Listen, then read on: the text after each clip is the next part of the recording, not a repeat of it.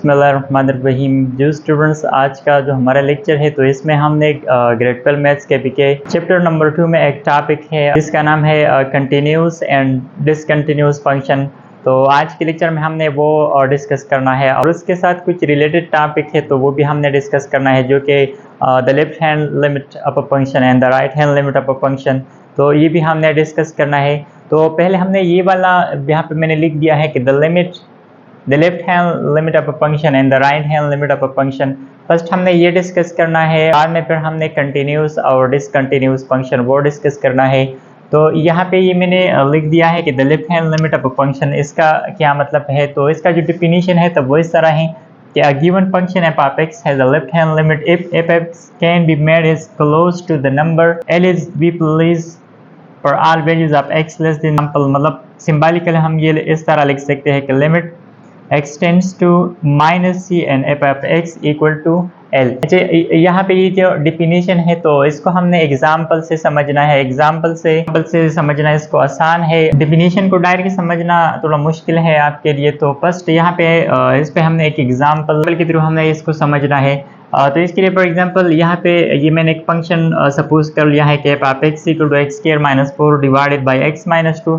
तो ये जो फंक्शन है तो ये हमें मालूम है कि अगर यहाँ पे हम x की जगह 2 पुट करते हैं तो यहाँ पे 4 - 4 से 0 एंड यहाँ पे 2 - 2 से 0, मतलब 0 डिवाइडेड बाई 0 फॉर्म आती है। तो इसका मतलब ये वाला जो फंक्शन है तो ये 2 पे अनडिफाइन है। अब यहाँ पे फॉर एग्जांपल ये मैंने इस तरह लिख दिया, यहाँ पे हमारे पास एक नंबर लाइन मैंने ड्रा कर लिया और यहाँ पे ये जो होल यहाँ पे मैंने ड्रा किया हुआ है तो यहाँ पे ये 2 है, मतलब यहाँ पे 2 और ये वाला फॉर एग्जांपल यहाँ पे 1 है और यहाँ पे ये मैंने 3 लिख दिया। अच्छा, अब यहाँ पे हमें मालूम है कि ये जो फंक्शन है तो ये फंक्शन 2 पे अनडिफाइन है, तो 2 हमने यहाँ पे यूज़ नहीं करना। अब यहाँ पे मैंने इस 2 के करीब यहाँ से एक वैल्यू उठाना है और उस वैल्यू को मैंने इस फंक्शन में पुट करना है।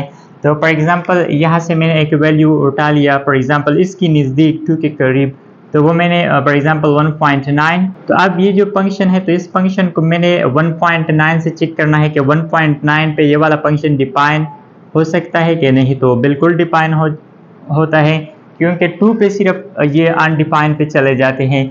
तो अब यहाँ पे अगर मैं 1.9 इसमें पुट कर लूँ और इसकी ये ऑपरेशन कर लूँ तो इससे तकरीबन 0.1 आता है जब हम यहाँ पे 1.9 पुट करते हैं। तो अब ये जो 3.9 है तो ये डिफाइन वैल्यू है, लेकिन ये हमारे पास जब मैंने यहाँ पे 1.9 पुट कर लिया तो यहाँ पे हमारे पास 3.1 आ गई। तो यहाँ से हमने अब ये जो लेफ्ट हैंड लिमिट है ये समझना है। ये किस तरह समझना है, यहाँ पे ये जो मैंने 1.9 उठा लिया और इस फंक्शन में पुट कर लिया तो इस पे हमारे पास ये वाला 3.1 आ गई। तो अब ये जो वैल्यू मैंने यहाँ से उठाई है ये 2 के लेफ्ट हैंड साइड पे है। यहाँ पे अगर देख ले तो ये 2 के लेफ्ट हैंड साइड पे है। तो ये वाला वैल्यू यहाँ पे मैंने उठा लिया और यहाँ पे मैंने पुट कर लिया। तो अब ये जो पुटिंग का सिलसिला यहाँ पे है इसको मैंने लिमिटिंग की फॉर्म में लिखना है। तो लिमिटिंग की फॉर्म पे ये मैंने इस तरह लिखना है कि लिमिट लिखना है, फिर यहाँ पे लिखना है कि x टेंड्स टू 2। लेकिन अब यहाँ पे ये मैंने किस तरह लिखना है, यहाँ पे ये मैंने इसके ऊपर ये वाला जो माइनस साइन है ये लिखना है, क्योंकि जब भी हम लेफ्ट हैंड लिमिट अप्लाई करते हैं तो वहाँ पे हमने ये सिंबल माइनस सिंबल यूज़ करना है और इसके साथ क्या लिखना है, जो फंक्शन यहाँ पे गिवन हो इसी तरह लिखना है। तो यहाँ पे ये हमारे पास क्या है, लेफ्ट हैंड लिमिट। अच्छा, दूसरा यहाँ पे मैंने ये वाला वैल्यू मैंने इस साइड से पुट कर लिया। अब यहाँ पे मैं दूसरा वैल्यू पुट करता हूँ इस साइड से, तो वो मैंने 2 के करीब फॉर एग्जांपल यहाँ पे 2.9 को पिक कर लिया और इस फंक्शन में पुट कर लिया। तो जब मैंने ये वाला वैल्यू वहाँ पे पुट कर लिया, मतलब 2.1, जब इस फंक्शन में मैंने 2.1 पुट कर लिया तो इस पे हमारे पास इसकी जो फंक्शन वैल्यू है तो वो 4.1 आती है। तो अब ये जो 4.1 है तो ये भी हमारे पास एक डिफाइन वैल्यू है, लेकिन यहाँ पे हमने ये जो पुटिंग का सिलसिला कर लिया। अब इसको मैंने लिमिटिंग के फॉर्म में लिखना है। तो लिमिटिंग फॉर्म में ये मैंने इस तरह लिखना है कि लिमिट x टेंड्स टू, यहाँ पे हमने 2.1 नहीं लिखना, यहाँ पे हमने 2 लिखना है, क्योंकि ये जो 2.1 है तो ये 2 को अप्रोच कर रहा है, तो ये राइट साइड से अप्रोच कर रहा है। तो अब यहाँ पे मैंने 2 लिखना है और 2 के ऊपर मैंने प्लस साइन लगाना है और इसके साथ f of x भी लिखना है। तो यहाँ पे ये जो मैंने पाम लिख दिया, तो यहाँ पे ये हमारे पास राइट हैंड लिमिट है, और यहाँ पे ये जो मैंने पाम लिखा है तो ये हमारे पास यहाँ पे क्या है, लेफ्ट हैंड लिमिट। तो यहाँ पे ये जो मैंने डिफिनीशन लिख दिया है तो इसका मतलब ये है।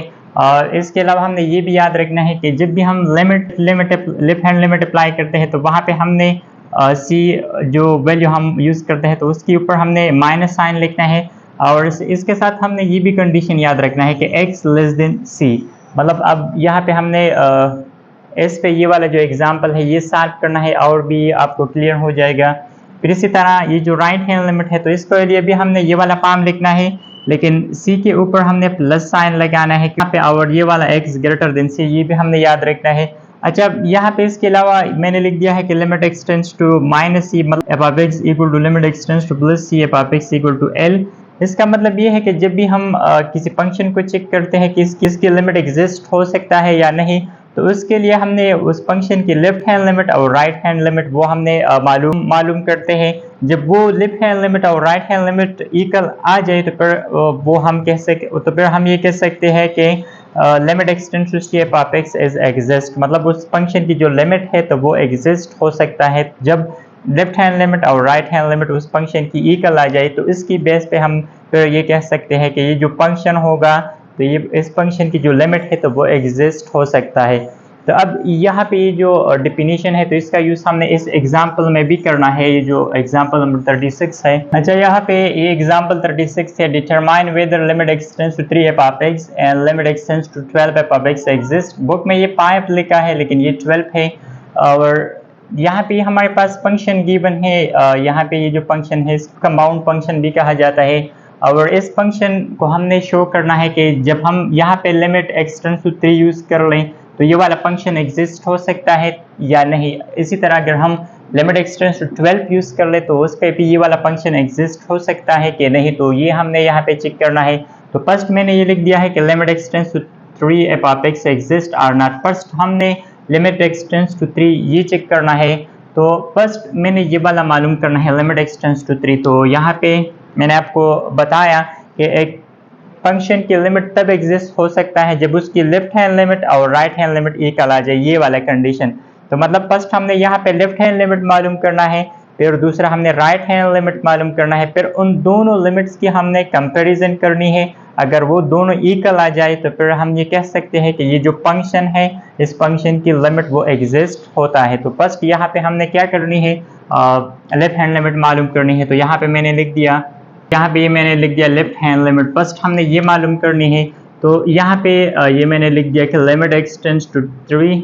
अच्छा, अब यहाँ पे ये जो डिफिनीशन है, जब भी हम लेफ्ट हैंड लिमिट अप्लाई करते हैं तो उस नंबर पे हमने माइनस साइन लिखना है। तो अब यहाँ पे 3 है तो 3 के ऊपर हमने माइनस साइन लिखना है, फिर इसके बाद यहाँ पे लिखना है एफ ऑफ एक्स, और अगेन इसको हमने इस तरह लिखना है कि limit x tends to -3 equal to f of x equal to limit. यहाँ पे अगर मैं एक्स के ऊपर माइनस ना लिख दूँ भी तो ठीक है, क्योंकि यहाँ पे मैंने लिख दिया है।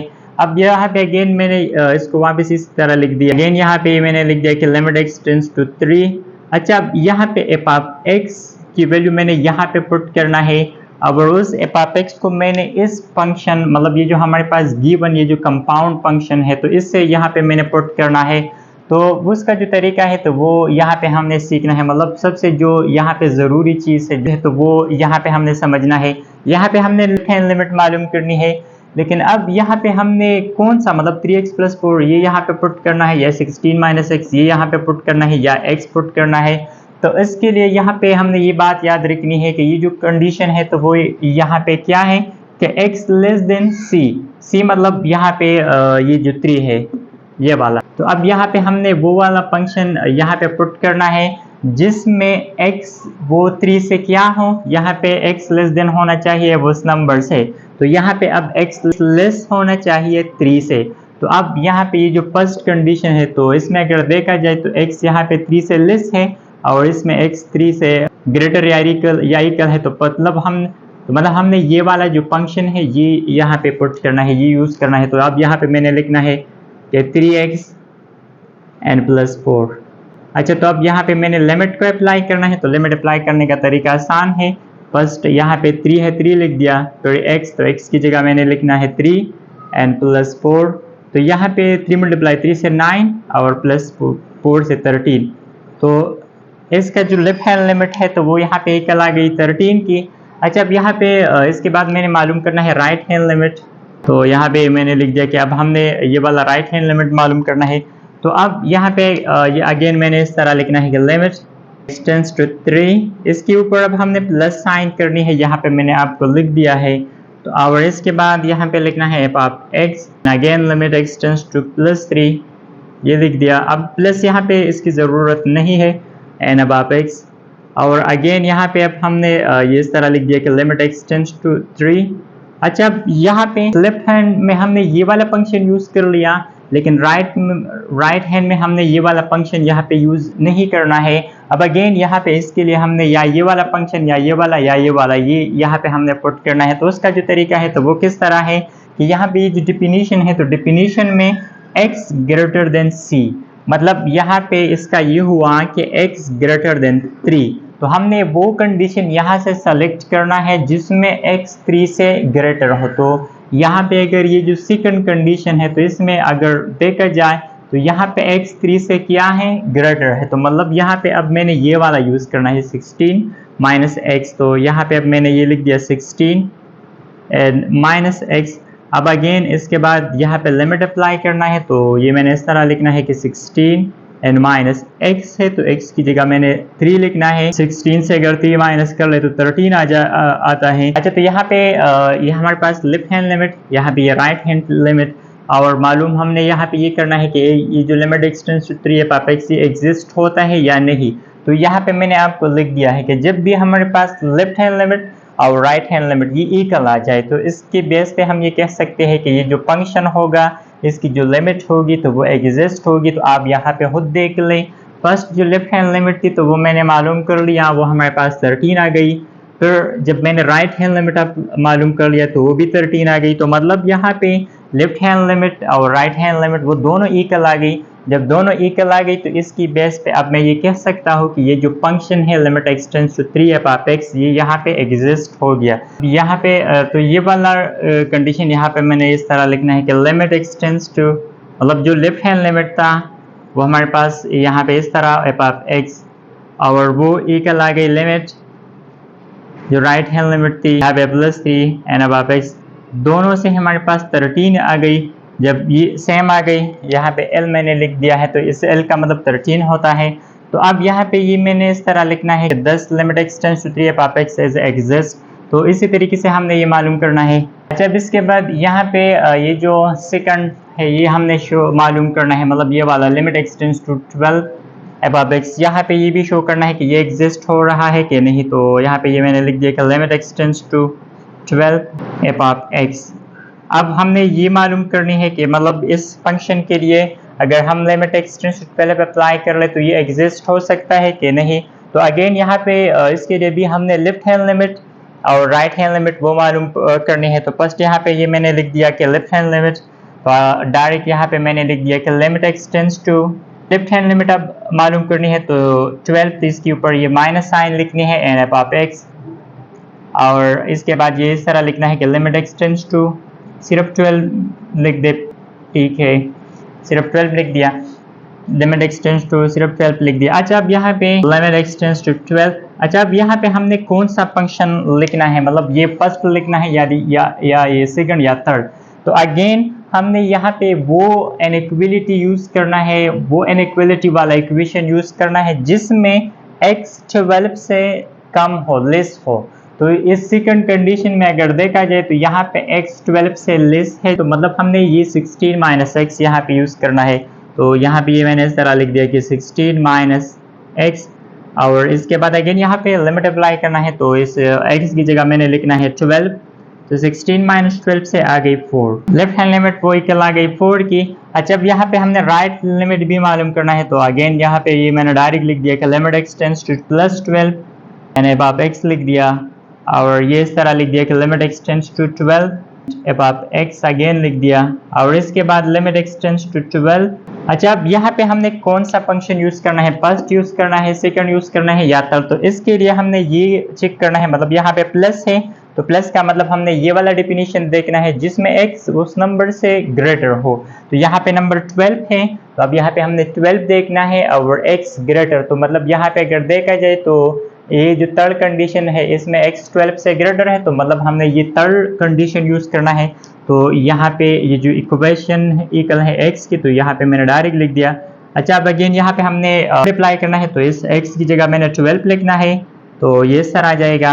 अच्छा, जब लेफ्ट हैंड लिमिट हमने मालूम कर ली तो वो 4 की इक्वल आ गई, जब राइट हैंड लिमिट हमने मालूम कर ली तो वो 12 की इक्वल आ गई। तो अब हमने इन दोनों लिमिट्स की कंपैरिजन करनी है। तो यहाँ पे ये तो 4 तो 12 की इक्वल नहीं है, जब 4 12 की इक्वल नहीं है तो इसका मतलब यहाँ पे लेफ्ट हैंड लिमिट वो राइट हैंड लिमिट की इक्वल नहीं आई।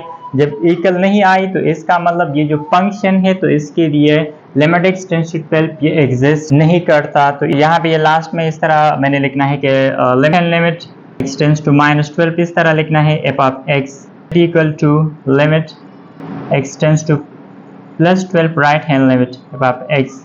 यहाँ पे ये दोनों इक्वल नहीं आए, जब ये दोनों इक्वल नहीं आई तो इसका मतलब अब यहाँ पे ये मैंने लिखना है कि limit x tends to 12 f of x। Last में ये मैंने लिख दिया कि limit x tends to 12 f of x does not exist. तो इसके बाद यहाँ पे एक नेक्स्ट टॉपिक है कंटिन्यूटी ऑफ अ फंक्शन, तो ये भी हमने समझना है।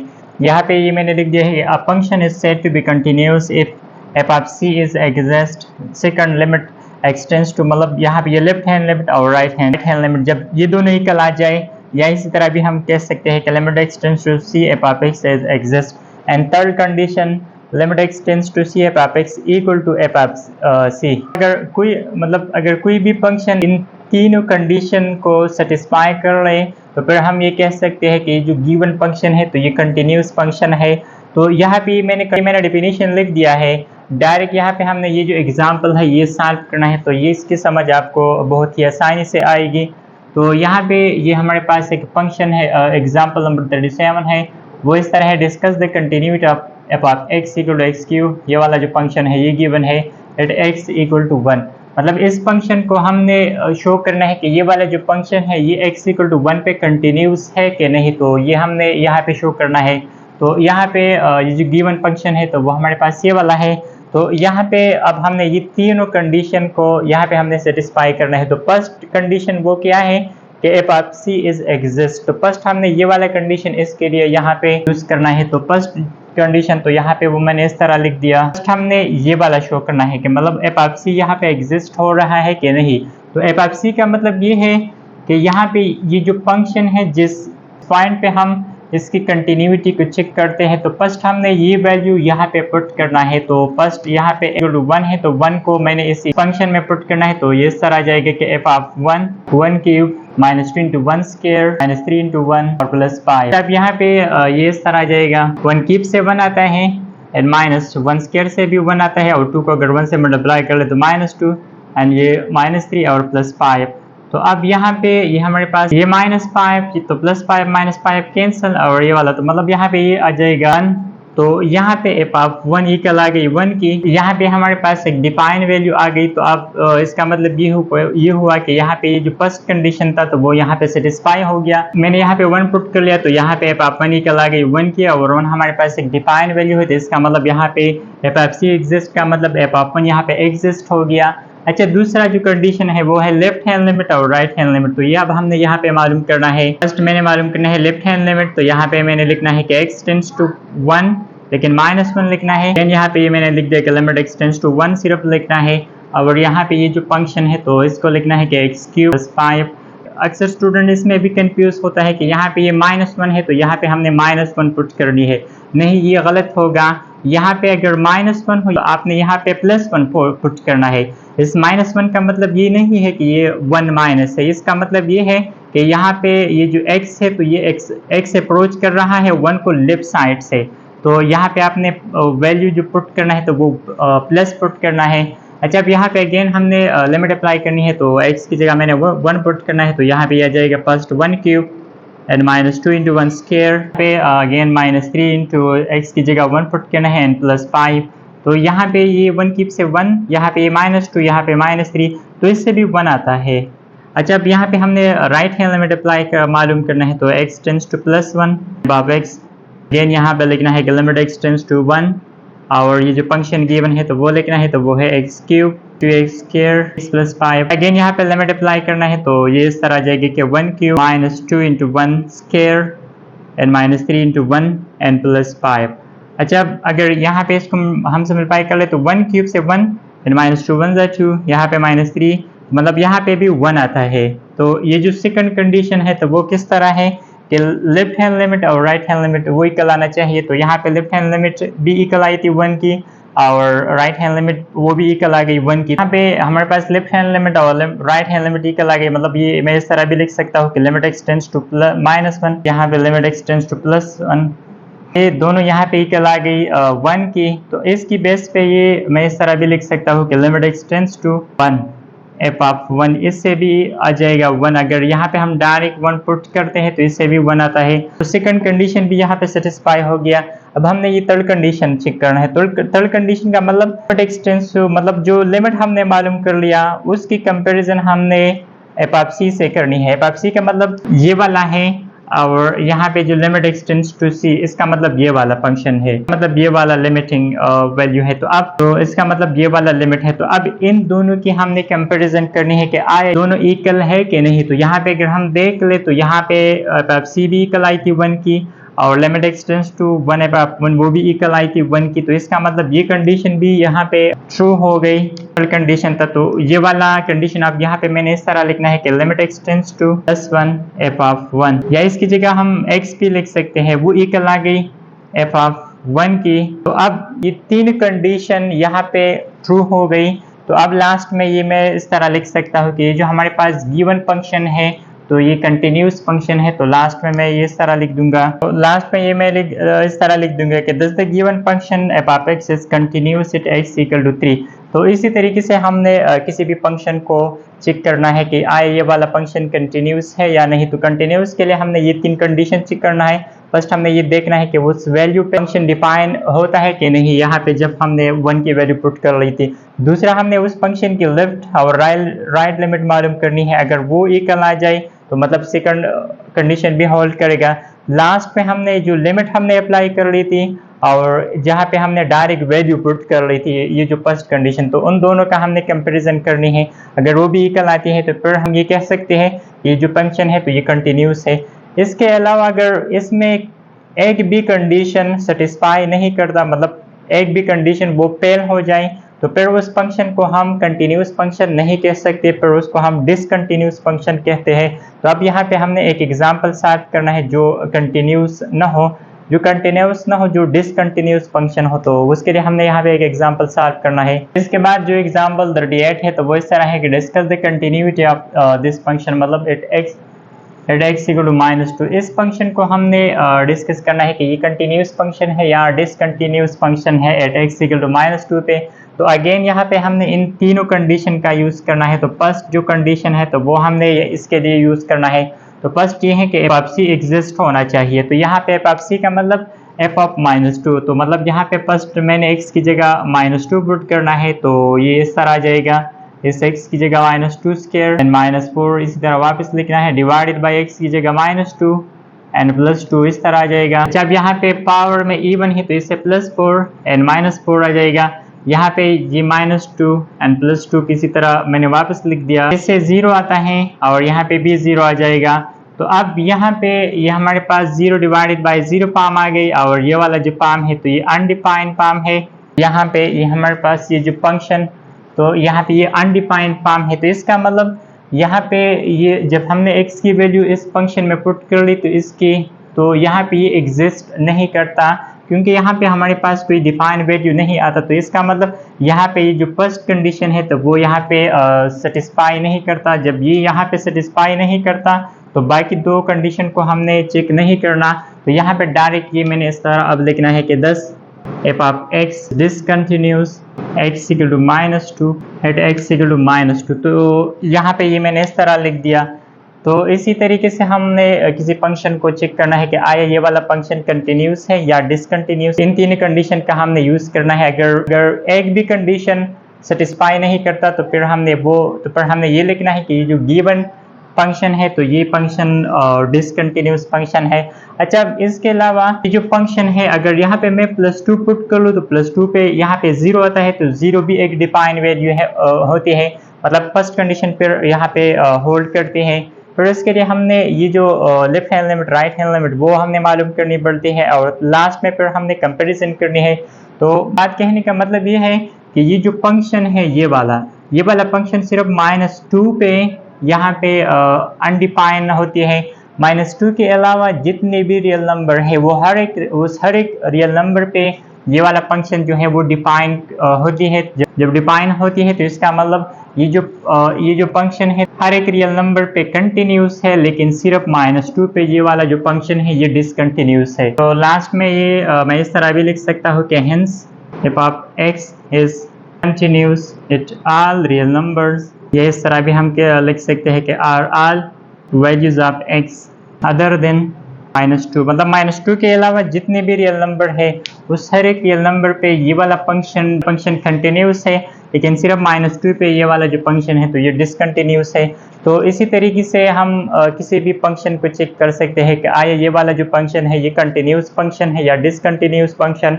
तो यहाँ पे ये हमारे पास ये जो 2.4 एक्सरसाइज थी तो उसकी सारी थ्योरी यहाँ पे मैंने डिस्कस कर ली। नेक्स्ट जो मेरा लेक्चर होगी तो उसमें इंशाल्लाह मैं इसकी जो एक्सरसाइज है तो उसकी क्वेश्चन मैं सॉल्व करूँगा। तो इसको पहले आपने गौर से समझना है, फिर वहाँ पे आपके लिए बहुत ही आसानी होगी।